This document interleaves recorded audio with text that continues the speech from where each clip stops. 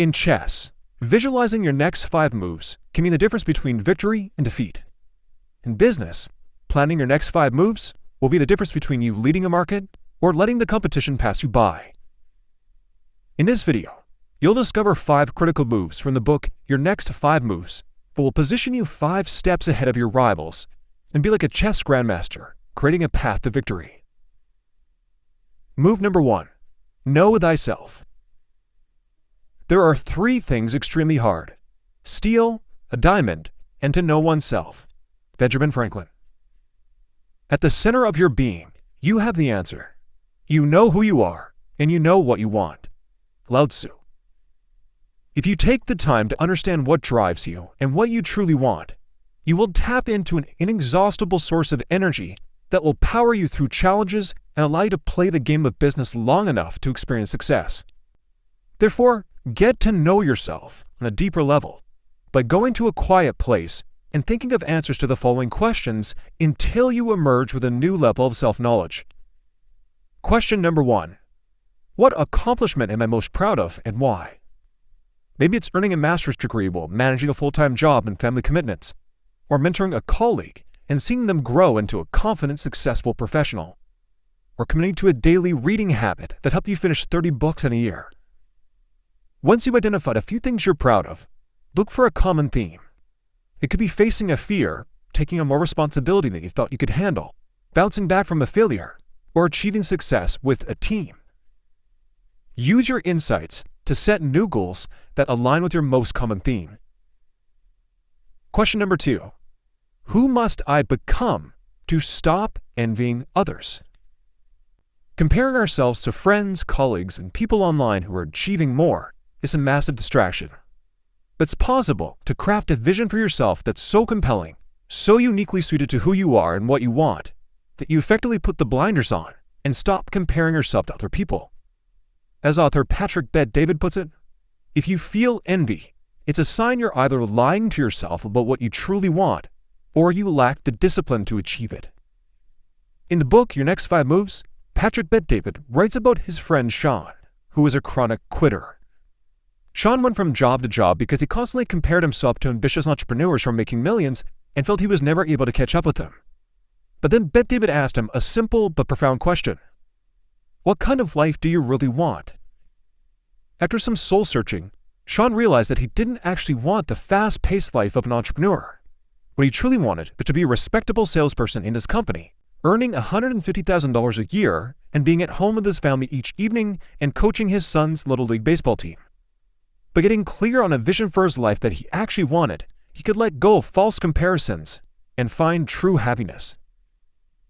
Take a moment to ask yourself, who do I really want to be and what do I want my life to look like? Do you want to be a top salesperson, a solo entrepreneur, a key player on a high-performing team, or a renowned CEO like Jeff Bezos and Elon Musk, or maybe something else entirely different?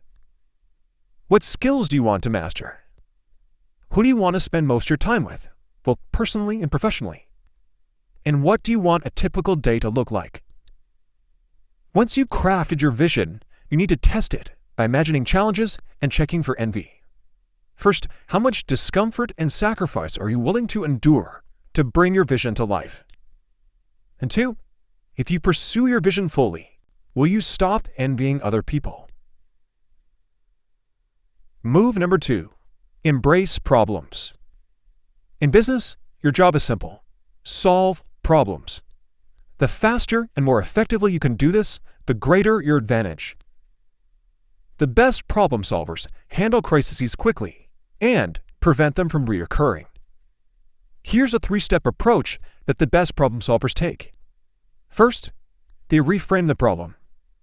They view problems as interesting algebra equations and break them down to solve for X. By shifting from feeling inconvenienced to being curious, they bring more energy and creativity to every problem. Step number 2, they own the problem. They take responsibility for a problem and let the sting of that ownership set in for a few seconds. Then they use that as motivation to take action and prevent it from ever happening again. This mindset skips the denial and blaming stages and allows them to fix issues faster. And step number 3, they dig deeper to identify root causes and prevent repeat problems. Great problem solvers have a habit of asking, what's the real issue here? After losing a major client, Bet David started digging to find the real issue. In the book he writes, "We lost our top customer. Why? A competing product costs less. Why? Because it has fewer features. Why? Because most customers don't need all the features in our product. Aha, that's the real issue." Once you pinpoint the core issue, generate 3 potential solutions, and then pick the one that has the best return on your time and resources. Then, before you move on to the next problem, establish a new protocol to prevent that problem from resurfacing. This might be a new personal habit, a team agreement, or a new company-wide system. Move number 3. Assemble a winning team. No matter how brilliant you are, you can't win alone. As Reid Hoffman says, if you're playing a solo game, you'll always lose out to a team. Start building a winning team by codifying and trusting. Document everything you do. Write out procedures, record yourself performing tasks, and create detailed checklists. Your goal is to have a set of resources so comprehensive that if you had to step away for 6 months, someone could step in and run the business using those materials. Always remember the words of Bet David. The less your business depends on you, the more valuable it is. Now, once you've codified your business knowledge, focus on hiring people you can trust to execute and improve upon that code. Integrity must be your top priority. That means hiring people who are honest and reliable, and who genuinely honor their word. Don't be swayed by charm or polished resumes, and assign test projects to gauge people's dependability. When you completely trust your team to get things done, and they trust one another, work flows faster because you don't need constant oversight. Trust equals speed, and speed equals momentum. Move number 4. Scale through people. There are many ways to scale a business, but the most reliable way is by scaling your people. Wake up each day and ask, how can I help my people grow? Encourage your people to set ambitious personal and professional goals, and then hold them accountable to those goals. As your people push themselves, they will push the company upward. In other words, as they scale their abilities, your company will scale. One of the best ways to help your people grow is to encourage them to be entrepreneurs inside your company. For example, let your sales manager create and execute a new sales strategy and run her team as she sees fit. When possible, offer your entrepreneurs equity in the company so they have skin in the game and are deeply invested in your company's long-term success. And move number 5. Take the opening. If you look closely, you'll spot a competitor getting complacent and not serving customers in the way they should. In 2009, Patrick Bet David noticed insurance companies in his state were doing a poor job using social media and serving minority groups like Latino women. So he hired hard-working Latino women, trained them to sell effectively, and then blitzed his old-school competitors by using cutting-edge social media advertising. In chess, great players constantly zoom out and scan the board for opportunities, like attacking an undefended piece or checking the king and forcing an opponent to move. Do something similar in business. Look for openings that your competition creates through complacency and step in that opening to serve their customers better.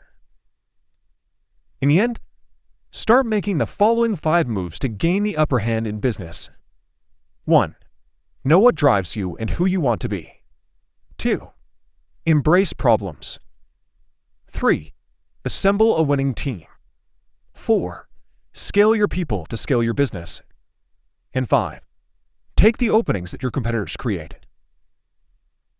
That was the core message that I gathered from Your Next 5 Moves by Patrick Bet David. This was an inspiring yet tactical business book. I highly recommend it. If you would like a 1-page PDF summary of insights that I gathered from this book, just click the link below and I'd be happy to email it to you.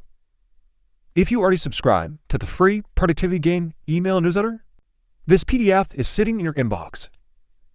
If you like this video, please share it. And as always, thanks for watching and have yourself a productive week.